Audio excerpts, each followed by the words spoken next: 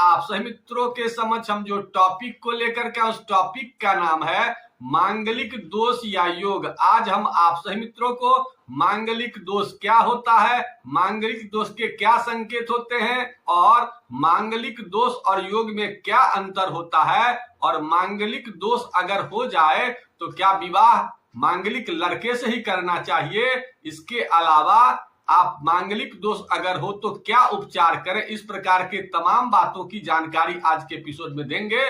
तो सबसे पहले अब यह जानकारी आप लोगों को दे देते हैं कि मांगलिक दोष होता क्या है।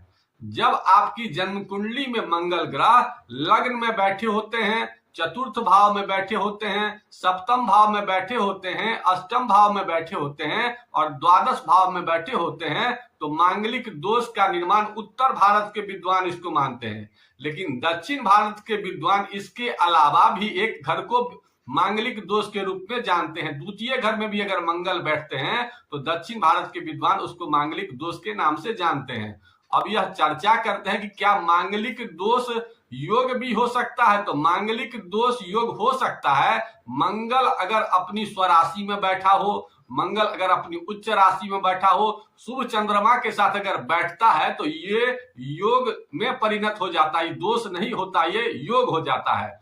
बहुत सारे विद्वानों का ये मत है कि मंगल के साथ कुछ पाप ग्रह बैठ जाते हैं तो मांगलिक दोष खत्म हो जाते हैं। लेकिन मेरा ये मानना है कि जब भी मंगल के साथ पाप ग्रह बैठते हैं तो उसमें और उसके जो गुण होते हैं उसमें और भी नुकसान होने वाले होते हैं, पॉजिटिव गुण नहीं आता। अगर मंगल के साथ शनि बैठ गया, मंगल के साथ राहु बैठ गया, मंगल के साथ सूर्य बैठ गया, तो ऐसे में वो पाप ग्रह के जैसा ही परिणाम ज्यादा मात्रा में देता है। लेकिन मंगल के साथ कोई शुभ ग्रह बैठ गया, जैसे शुभ चंद्रमा बैठ गए, गुरु बैठ गए या शुक्र बैठ गए, ये सब शुभ ग्रह हैं, तो इसमें क्या होता है कि मांगलिक दोष के जो निगेटिव परिणाम है तो उसमें उसकी कम मात्रा हो जाती है, पॉजिटिविटी ज्यादा हो जाती है। अब यह चर्चा करते हैं कि मांगलिक दोष अगर आपकी जन्म कुंडली में होता है तो क्या क्या संकेत देते हैं, कैसे समझे बिना जन्म कुंडली वाले कि हम मांगलिक हैं। तो अगर आपको गुस्सा बहुत ज्यादा आता हो तो समझ जाएं कि आपके अंदर में मांगलिक दोष का प्रभाव होता ही है। अगर आपको बराबर सिर दर्द करे,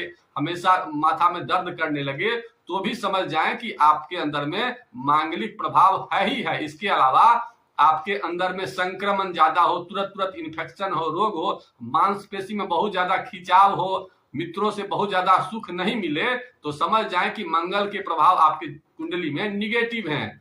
अब यह चर्चा करते हैं कि निगेटिव अगर हो मंगल तो क्या उपचार करें, कैसे हम लोग उसका उपचार करें कि निगेटिव परिणाम हमें नहीं मिले, और क्या मांगलिक लोग को मांगलिक से विवाह करना चाहिए। इस पर मेरा ये मत है और विद्वानों का ये कहना कि मांगलिक को संभव हो तो मांगलिक से ही विवाह कराना चाहिए। इसके पीछे रीजन बताते हैं विद्वान लोग कि मांगलिक के पास एनर्जी ज्यादा होती है, तो वैसी एनर्जी सामान्य लोग नहीं झेल पाएंगे, इसलिए मांगलिक का विवाह वैसे लोग से करें जिनकी एनर्जी ज्यादा हो, तो वो लोगों में क्या होगा कि समानता होगी। अगर जिसके पास कम अगर वजन उठाने की क्षमता है, उसको ज्यादा अगर वजन दे दिया जाए तो क्या होगा, निगेटिविटी और ज्यादा हो जाएगी। इसीलिए समान विचारधारा के लोगों से ही मांगलिक दोष का प्रभाव कम होता है। इसलिए प्रथम प्रयास तो यही होना चाहिए कि मांगलिक का विवाह मांगलिक से ही होना चाहिए। इसके अलावा अगर आप विवाह कर चुके हैं या कोई विशेष मजबूरी हो तो क्या उपचार करना चाहिए। अब ये चर्चा करते हैं कि सबसे पहले कुछ चीजों का इसमें प्रिकॉशन लेना चाहिए। अगर आप मांगलिक हैं तो सबसे पहले आपके वैवाहिक कार्यक्रम में मांसाहार का प्रयोग नहीं होना चाहिए, पहला चीज।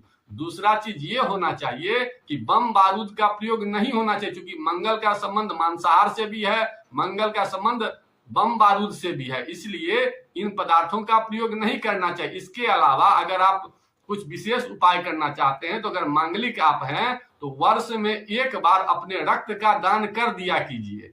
नहीं अगर कीजिएगा तो क्या होगा, वो नुकसान करता है। इसलिए वर्ष में एक बार या दो बार अगर संभव हो तो रक्त का दान, डोनेशन सब जगह लगा होता है, रक्त का दान कर दीजिए। इसके अलावा मांगलिक लोगों को अग्नि से भी दुर्घटना होती है। ऐसे पोजीशन में आप क्या कर सकते हैं कि आप कभी कभी मंगल का जो सामान होता है, ऐसे लाल मसूर का दाल होता है, मीठा सामान होता है, इसका कभी कभी दान कर दीजिए कीजिए। ऐसा करने से क्या होगा, आपके जो निगेटिव परिणाम है मंगल के वो जो है से आपके नहीं आएंगे। इसके अलावा तो अपने बॉडी में मसाज जरूर किया कीजिए। मसाज करने से भी आपके मंगल दोष कम होते हैं। इसके अलावा फिजिकल एक्टिविटीज पर विशेष ध्यान दीजिए, क्योंकि मंगल जब खराब होते हैं तो फिजिकल एक्टिविटीज करने में दिक्कत होती है, इसलिए फिजिकल एक्टिविटीज पर ज्यादा ध्यान कीजिए। एक्सरसाइज वगैरह कीजिए, अगर बच्चे हैं तो खेल वगैरह पर उसका ध्यान दीजिए, ये सब चीज कीजिए। और अपने भोजन मीठा सामान का प्रयोग कम कीजिए, लाल मिर्च का प्रयोग कम कीजिए, मांसाहार का प्रयोग बिल्कुल ही मत कीजिए। ये सब अगर आप करने लगेंगे तो आप देखेंगे कि मांगलिक जो निगेटिव परिणाम है